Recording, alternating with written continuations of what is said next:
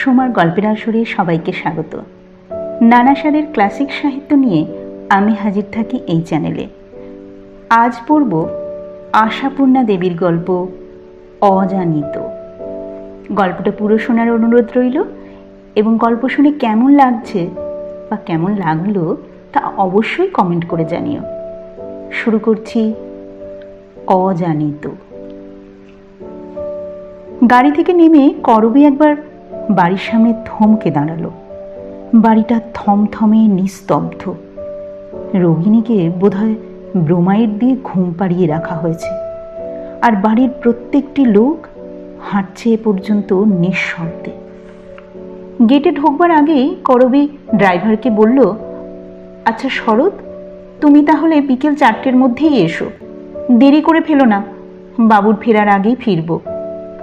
Driver ছোকরা মাথা হেলিয়ে সম্মতি জানিয়ে গাড়ি ঘোরালো, আর করবী মুখে যেটুকু বা ঔজ্জ্বল্য ছিল সেটুকুকে বিষাদের তুলি বুলিয়ে মুছে নিয়ে ধীর পায়ে বাড়ি ঢুকল।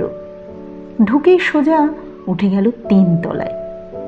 মাকে দেখতে সংসার ফেলে চলে আসা, তবু করবী দোতলায় মায়ের ঘরের পাশ কাটিয়ে 3 তলায় বাপের কাছেই আগে গেল।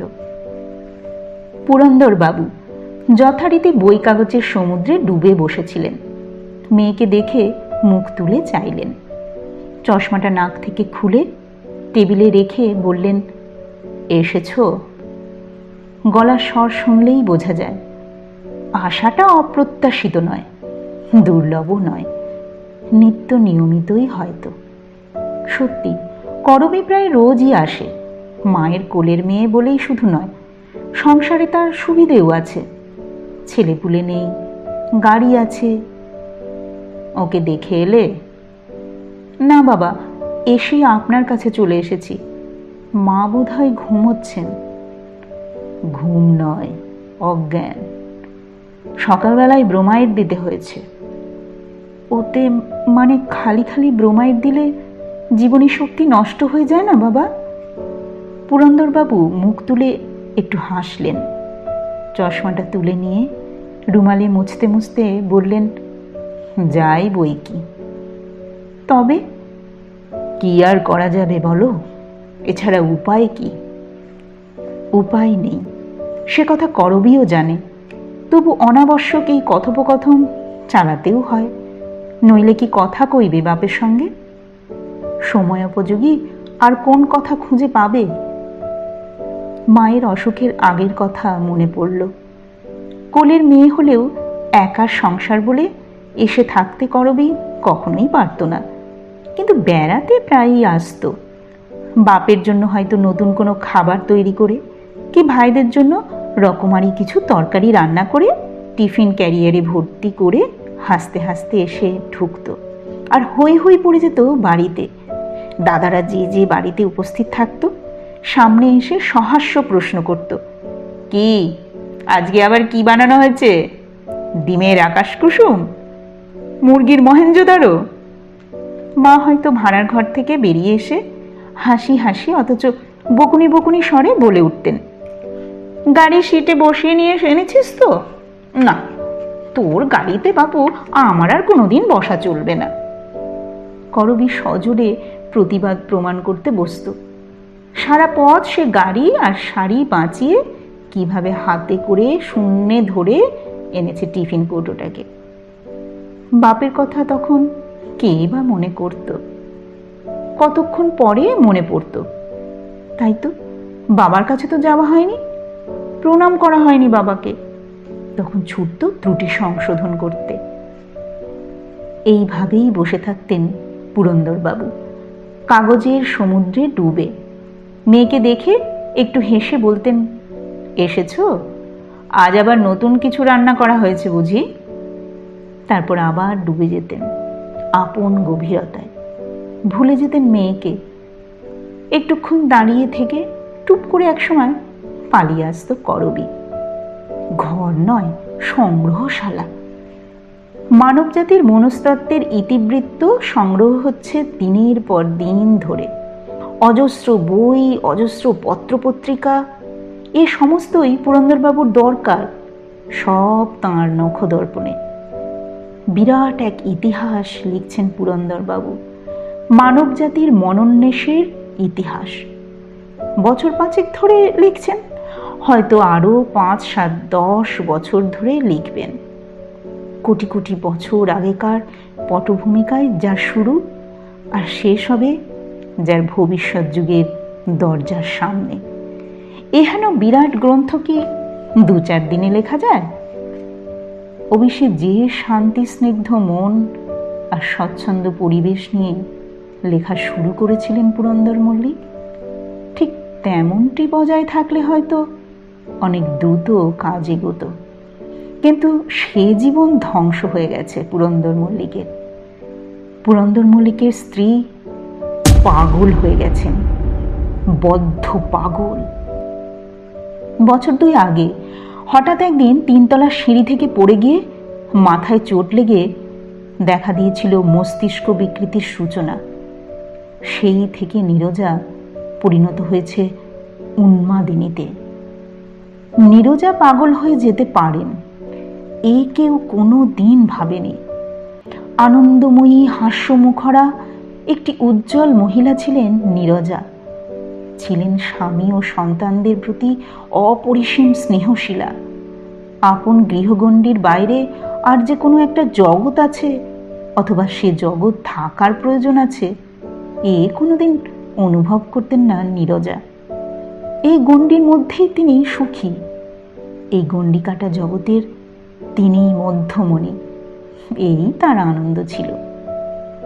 5 বছর আগে যখন একটি বিখ্যাত কলেজের ইতিহাসের অধ্যাপক স্বামী পুরন্দর মল্লিক বলাক কওয়ানি হঠাৎ তাঁর অধ্যাপনার কাজ ছেড়ে দিলেন, বাইরের জগৎ থেকে নিজেকে গুটিয়ে নিয়ে অদম্য উৎসাহে লিখতে শুরু করলেন এই মানব জাতির মনোন্মেষের ইতিহাস। তখনও নীরজা হাসি মুখেই মেনে নিয়েছিলেন স্বামীর এই খামখেয়াল, প্রতিবাদ করেননি। অবশ্য টাকার অভাব তাকে পেতে হয়নি। শ্বশুরের অর্থাৎ পুরন্দরের বাবার দরুন টাকা ছিল বিস্তর। তবু সহজ সুস্থ মানুষটা চাকরি ছেড়ে দেবে, এ কোন স্ত্রী বরদাস্ত করে? কিন্তু নীরজা করেছিলেন, অম্লান মুখেই করেছিলেন। সেই নীরজা হঠাৎ মাথায় একটু ধাক্কা খেয়ে পাগল হয়ে গেলেন। পুরন্দরের পক্ষে এর চাইতে মর্মান্তিক কষ্ট আর কি আছে? মার চাইতেও বাবার জন্যই আমার বেশি কষ্ট হয় রে ছোটদা, ম্লান উদাস মুখে বললে করবী। কমল সায় দিলে, তা সত্যি, অথচ দেখ আগে বাবার কাছে আর কতটুকুই বা ঘেঁষতাম আমরা। বাবার সহ্য শক্তিটা কি অসাধারণ ভাব! এই যে আজ 2 বছর ধরে কি কাণ্ডই না করে চলেছেন মা, একদিনের জন্য একটু অসহিষ্ণুতা দেখিনি।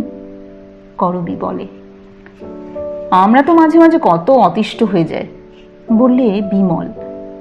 3 ভাই 3 বোন জমায়েত হয়েছে এক জায়গায়, গল্প চলছিল বহুবিধ প্রসঙ্গ নিয়ে। আপাতত এসেছে মায়ের অসুখের প্রসঙ্গ। 6 জনে একত্র হওয়া সচরাচর বড় ঘটে না, আজ ঘটেছে। ভাইরা অবশ্য বাড়িতেই থাকে। কমল আর বিমল এখনো পড়ুয়া, বড় নির্মল সম্প্রতি কি একটা কাজে ঢুকেছে, তবে বিয়ে হয়নি এখনো। তাই ভাই বোনদের মজলিস থেকে উসখুস করে উঠে যাবার চেষ্টার কারণ কিছু নেই। করবী প্রায়ই আসে, পুরবী আর সুরভি তেমন আসতে পারে না, তবু সুবিধে পেলেই আসে। নীরজা কত আনানেওয়া করতেন, কত আদর যত্ন করতেন মেয়েদের, কত দেওয়া থোয়া করতেন। আজ তিনি অপারগ হয়েছেন বলে কি মেয়েরা বাপের বাড়ি আসা ছেড়ে দেবে? না, এত অকৃতজ্ঞ তারা নয়। আজ এখনো ঘুমোচ্ছেন, শান্ত গলায় বললে সুরভি। এসে অবধি ঘরে ঢুকিয়েনি। ঢুকেই বা কি করবি?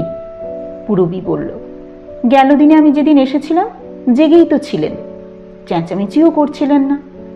খোকাটাকে সামনে নিয়ে গেলাম, কত করে বোঝাতে চেষ্টা করলাম, মা এই তোমার সেই টুটুল সোনা, একবার একে দেখো, কোলে নাও না একটু। গ্রাহ্যই করলেন না। হাত নেড়ে বুঝিয়ে দিলেন, নিয়ে চলে যাও।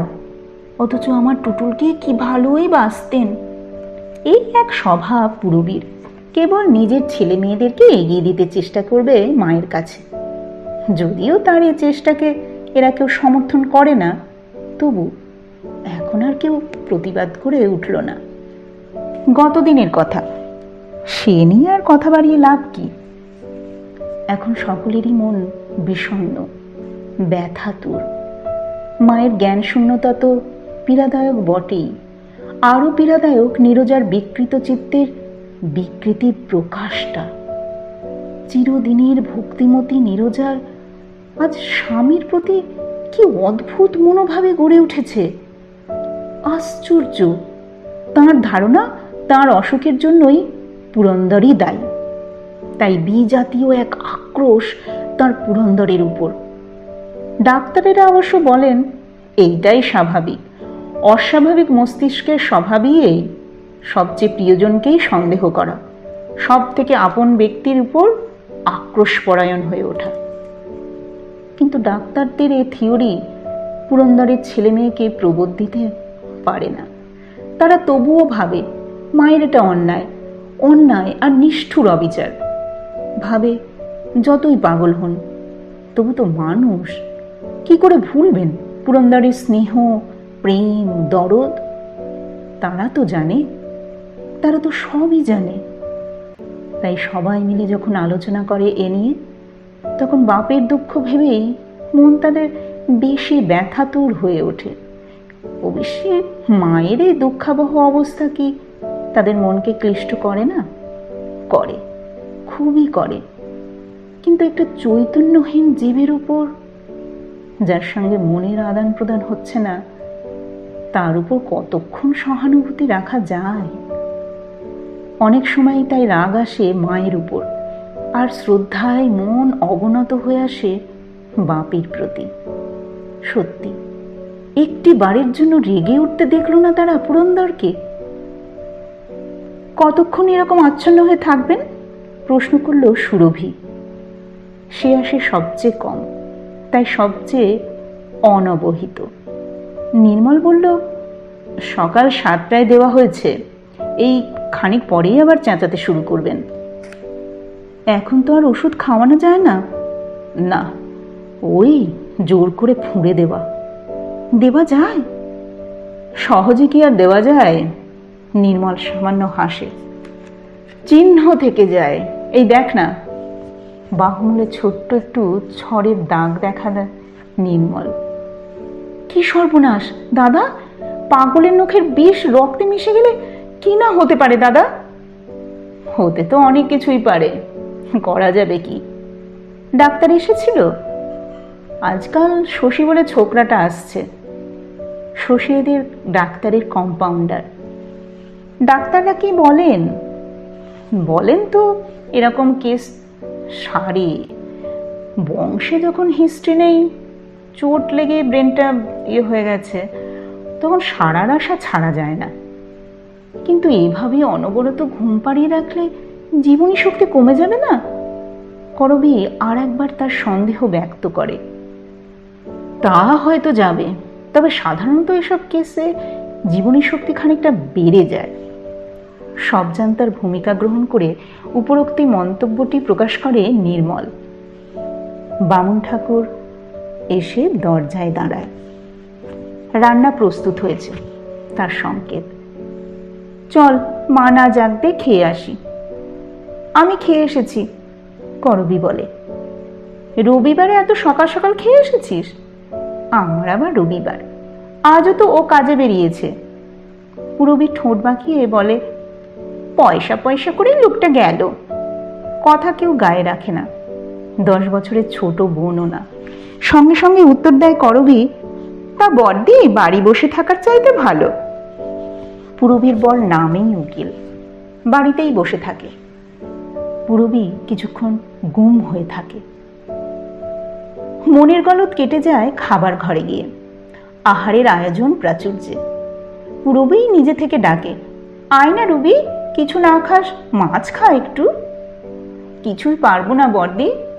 খুব পারবি, কত রকম রেঁধেছে ঠাকুর। বিমল হাসে। আমি আজ নিজে বাজার গিয়েছিলাম তোমরা আসবে বলে। অতঃপর মাছের গুণাগুণ বর্ণনার সঙ্গে উঠেছিল সিনেমার প্রসঙ্গ। হঠাৎ একটা চিৎকার উঠল, বন্য জন্তুর আর্তনাদের মতো তীব্র চিৎকার। দীর্ঘ 2 বছর ধরে পরিচিত আছে এরা এই চিৎকারের সঙ্গে। সর্বনাশ করেছে। তোমরা থাকো, আমি যাচ্ছি, করবী বলল। ও খাচ্ছিল না, বসেছিল। তুই একা পারবি সামলাতে? বাবা নিশ্চয়ই নেমে এসেছেন। কথাটা ঠিক, পুরন্দর নিশ্চয়ই নেমে এসেছে। এই চিৎকার শুনে তিনি স্থির থাকতে পারেন না। উপরে উঠে গিয়ে দেখল ঠিক তাই। পুরন্দর এসে কাতর মুখে দাঁড়িয়ে আছেন দরজার কাছে, আর নীরজা নিজের কপালে করাঘাত করে চেঁচাচ্ছেন, তবু মরছি না আমি, তবু মরছি না, হে ভগবান, তবু মরছি না। দূর হয়ে যাও, আমি তো তোমার সামনে আর যেতে চাই না। তুমি আসো কি করতে? লজ্জা করে না? মুখ দেখাতে লজ্জা করে না? করবী বাপের পাশ কাটিয়ে ঘরে ঢুকে পড়ে। পাখার রেগুলেটরটা শেষ প্রান্তে টেনে দিয়ে আদরের সুরে বলে, মা, ও মা, ওসব কি কথা হচ্ছে? দেখো না, আমরা এসেছি যে, সবাই এসেছি। বড়দি, মেজদি, আমি, তোমার পুরবী, সুরভি আর করবী। বুঝতে পারছো না? পারছি, ঘাড় কাত করলেন নীরজা আচ্ছন্নের মতো। আমরা তোমায় দেখতে এসেছি মা। দেখতে এসেছো? দেখতে এসেছো কেন? তোমার যে অসুখ করেছে মা। অসুখ করেছে? কে বলেছে অসুখ করেছে? হঠাৎ বিপরীত ফল ফলে স্তিমিত ভাব বদলে ফের উগ্র হয়ে ওঠেন নীরজা। মিথ্যে কথা, বানানো কথা। অসুখ নয়, অসুখ নয়, তোরা জানিস না, আসল কথা জানিস না। সহসা ঠাঁই ঠাঁই করে খাটের বাজুতে মাথা ঠুকতে থাকেন নীরজা। করবীর সাধ্য নয় সামলায়। পুরন্দর এগিয়ে আসেন, স্ত্রীর মাথাটা তুলে ধরে কোমল কণ্ঠে বলেন, ছি, কি হচ্ছে? দেখো তো কিরকম লাগলো। দরদ দেখানো হচ্ছে? তীব্র একটা হাসির ঢেউ খেলে যায় ঘরে। হাসির সঙ্গে কথা। রুবি, ও রুবি, দেখ দেখ, দরদ দেখানো হচ্ছে। কত ভেকি জানে মিনসে। লজ্জায় মাথা হেঁট করে করবী। বাপের দিকে চাইতে পারে না। অবাক হয়ে ভাবে, সুস্থ অবস্থায় জীবনে তো কখনো একটি অরুচিকর শব্দ উচ্চারণ করেননি নীরজা। এখন রসনায় এমন শৈথিল্য এলো কি করে? অনভ্যস্ত ভাষা মুখে জোগায় কোথা থেকে? পুরন্দর এই 2 বছরে চিকিৎসা পদ্ধতি অনেকটা আয়ত্ত করেছেন বই কি। এবার আর কোমল গলায় নয়, ধমকের সুরে বলেন, কি হচ্ছে কি? ছেলে মেয়েদের সামনে এসব খারাপ কথা বলছো? ব্যাস, কেঁদে ফেললেন নীরজা। ডুকরে কেঁদে উঠে বলেন, বলবো না কেন, আমি যে পাগল হয়ে গেছি। ততক্ষণে আরো 5 ছেলে মেয়ে ঘরে এসে দাঁড়িয়েছে। বিমল এগিয়ে গিয়ে মার গায়ে হাত রেখে বলে, কে বললো তুমি পাগল হয়ে গেছো? ছি, মাথায় চোট লেগে সব ভুলে যাচ্ছিলে কিছুদিন, এখন তো ভালো হয়ে গেছো মা। ভালো হয়ে গেছি? নীরজা ফ্যাল ফ্যাল দৃষ্টিতে তাকিয়ে বলেন, ভালো হয়ে গেছি? তোরা বলছিস? বলছি তো, এই তো। এখন কি আর কিছু ভুলে যাচ্ছ? দেখো না, চিনতে পারছো না আমাদের? চিনতে পারবো না তোদের? সহজ মানুষের মতো স্বাভাবিক একটু হাসি হেসে ফেললেন নীরজা।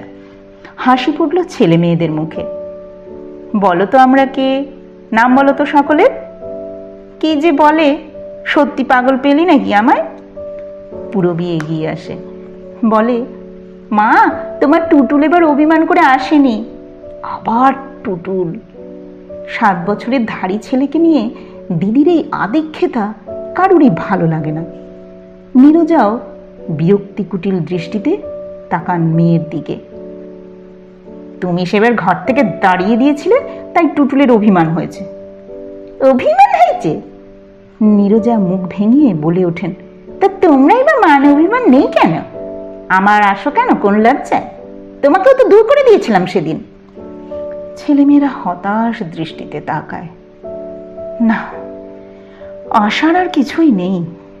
বিদ্যুৎ বিকাশের মতো এক এক সময় যেটুকু সুস্থতা দেখা যায়, তাতেই বেচারারা আশায় উৎফুল্ল হয়ে ওঠে, কিন্তু মুহূর্তেই সে আশা বিলুপ্ত হয়।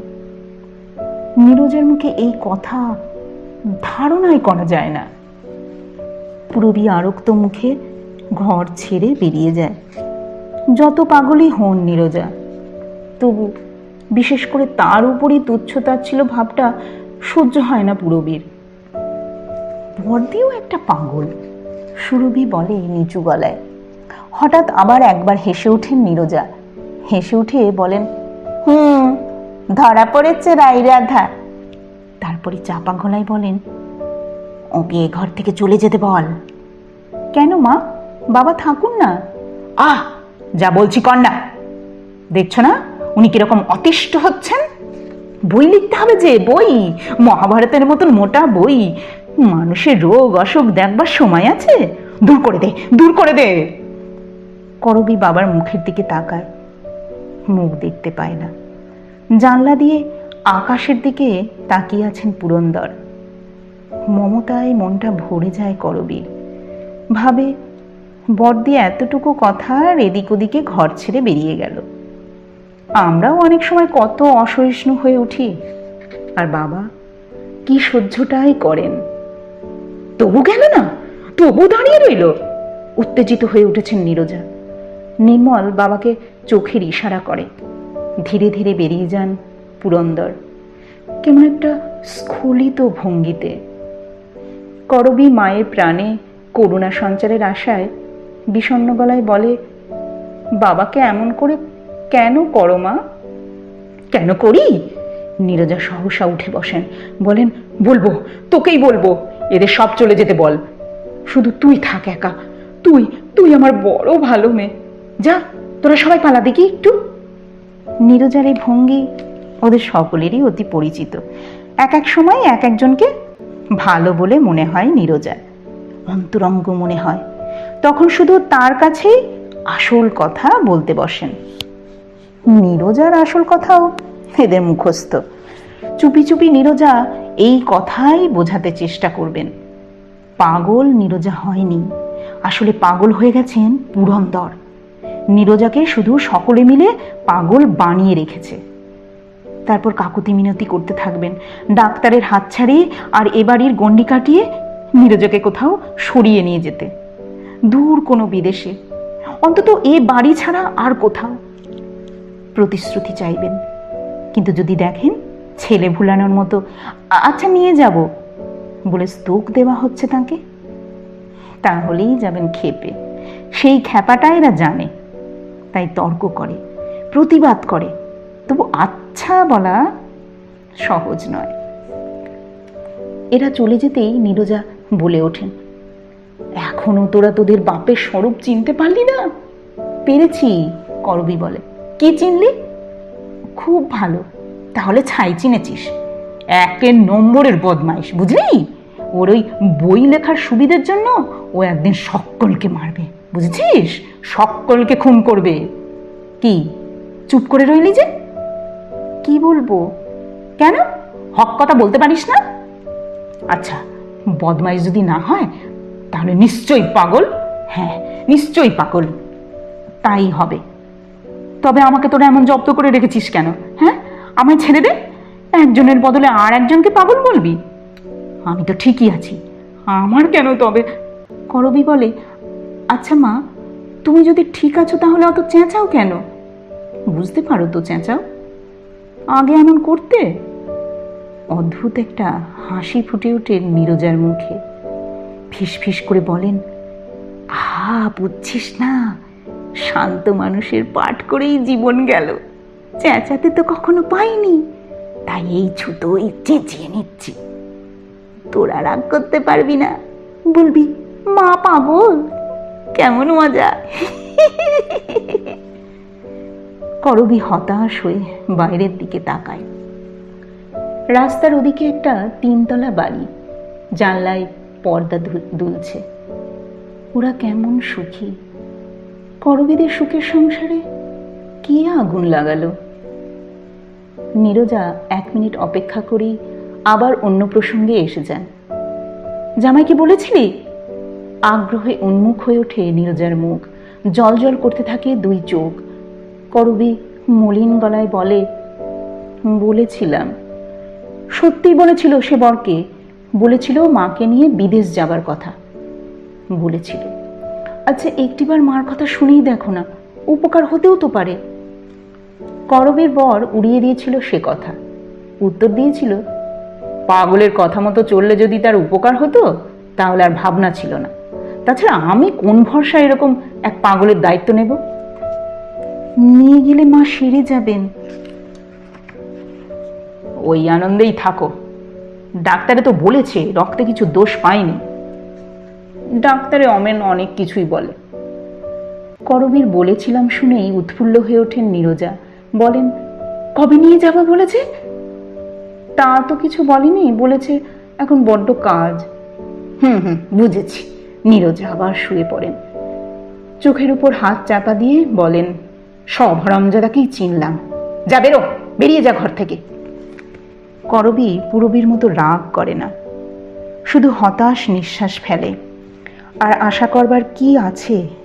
এতদিন হয়ে গেল, বাড়ছে বই কমছে না। জামাইয়ের সম্বন্ধে এই কটূক্তি নীরজার মুখে? সভ্য, ভদ্র, মার্জিত রুচি সেই নীরজা? না, ধারণাই করা যায় না। নীরজা অবশ্য নিজের কাজের কৈফিয়ত দেন। কোনো একজনকে ডেকে হেসে হেসে ভারী যেন একটা কৌতুককর কথা এইভাবে চোখ টিপে টিপে বলেন, যাকে যা বলবার ইচ্ছে ছিল এই বেলা বলে নিচ্ছি, বুঝলি না? মজা মন্দ নয়, কি বলিস? এক সময় মনে হয় বুঝি কথাগুলো সত্যি। যাকে বলেন তার বুক কেঁপে ওঠে, কিন্তু তারপরেই সব ভেস্তে যায়। হয়তো হিহি করে হেসে ওঠেন নীরজা, নয়তোবা ডুকরে কেঁদে ওঠেন। সেই নীরজা, স্বামীতে ভক্তিমতী, সন্তান স্নেহবতী, নম্র স্বভাবা নীরজা। কিন্তু ধারণা করা যায় না, এমন কত ঘটনাই ঘটে জগতে। কে জানতো পুরন্দর মল্লিকের বাড়ি এমন ঘটনা ঘটবে? শুধু ডাক্তারেই বাড়ি ভর্তি হয়ে উঠবে তা নয়, ডাক্তারের সঙ্গে আসবে পুলিশ। পাগলে আত্মহত্যা করে বই কি? ডাক্তার বলে নিশ্চয়ই করে, পাগলেই তো করে। পুলিশকে বোঝাতে একটু বেগ পেতে হয়েছিল, তবু বুঝলো শেষ পর্যন্ত। সত্যি মাঝরাত্রে নীরজাকে 3তলার ছাদে তুলে নিয়ে গিয়ে কেউ ঠেলে ফুটপাতে ফেলে দিয়েছে। এমন কথা তো বিশ্বাসযোগ্য নয়। ডাক্তার বলে মাথায় চোট লেগে উনি অপ্রকৃতিস্থ হয়ে হয়তো সিঁড়ি থেকে ঝাঁপিয়ে পড়েছিলেন একেবারে নিচে, যেমন আজ পড়লেন ছাদ থেকে।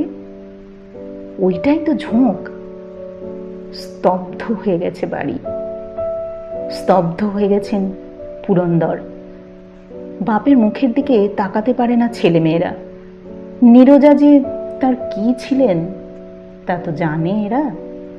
আজ 2 বছরই না হয় এরকম হয়েছে, তাও বিছানায় পড়ে থেকেও বুঝি নীরজা প্রাণটা ভরে রেখেছিলেন পুরন্দরের। এ কি হলো? এ কি শোচনীয় পরিণতি ছিল নীরজার কপালে? আবার 3 বোন একত্র হয়েছে। শুধু বোনেরাই নয়, তাদের স্বামী, পুত্র এবং আরো যে যেখানে আছে এসেছেন পুরন্দরের যত আত্মীয় আত্মীয়া। গোলমাল করবার নিষেধ ঘুচে গেছে। আর আসবেন না কেন? পাগলিনী নীরজার পারলৌকিক কাজ কিভাবে হবে সেটা জানবার কৌতূহলকে তারা ঠেকাবেন কি করে? কিন্তু পুরন্দর যে আর মোটেই নিচে নামছেন না। বারণ করে দিয়েছেন সকলকে, কেউ যেন তাকে বিরক্ত না করে। অনবরত লিখে চলেছেন পাতার পর পাতা। মানব জাতির আদিম ইতিহাস, যে যুগে মানুষে আর পশুতে প্রকৃতিগত কোনো পার্থক্য ছিল না। লিখছেন, প্রামাণ্য পুঁথি উল্টোচ্ছেন, খাতাপত্র খুঁজে না পেলে তছনছ করে ফেলছেন, আবার আবার ডুবে যাচ্ছেন কাগজের সমুদ্রে। এখনো আলো জ্বলছে বাবার ঘরে? দাদার দরজায় টোকা দিয়ে বলল করবি। নির্মল ঘড়ির দিকে তাকিয়ে দেখল রাত 3টে। বাবাকেও কি আমরা হারাবো দাদা? কি করব বল? বারণ করে দিয়েছেন। বাবার বারণটা কি তার প্রাণের চাইতে বড় হলো দাদা? আজ 3 বেলা খাননি, তুমি জোর করে বলোগে খেতে, ঘুমোতে। আমি? নির্মল কেমন অসহায়ের মতো বলে, আমার সাহস হচ্ছে না। মা গিয়ে অবধি বাবার সঙ্গে কথাই কইতে পারিনি আমি। সে তো কেউই পারছি না, তবু বাঁচাতে তো হবে বাবাকে, কিছু না কিছু খাওয়াতে হবে। সেই তো ভাবছি, তুমি না পারো আমি যাচ্ছি। তাই বরং যা, দেখ যদি তোর কথায় কিছু খান। 2টো সন্দেশ আর 1 গ্লাস জল নিয়ে উঠে যায় করবি। কতক্ষণ হলো উপরে উঠে গিয়েছিল করবি? কয়েক মিনিট না কয়েক যুগ। হঠাৎ কি ভূমিকম্প হলো? যে ভূমিকম্পে বাড়ির ভিত নড়ে ওঠে। হ্যাঁ, ভয়ঙ্কর একটা গর্জন শোনা গেল, তার সঙ্গে থালা বাসন পড়ার একটা ঝনঝন শব্দ। এই আওয়াজে সবাই উঠে বসেছে বিছানা থেকে। বোকার মতো এ ওর মুখের দিকে তাকাচ্ছে। কারোর যে কিছু করণীয় আছে তার মনে পড়ছে না।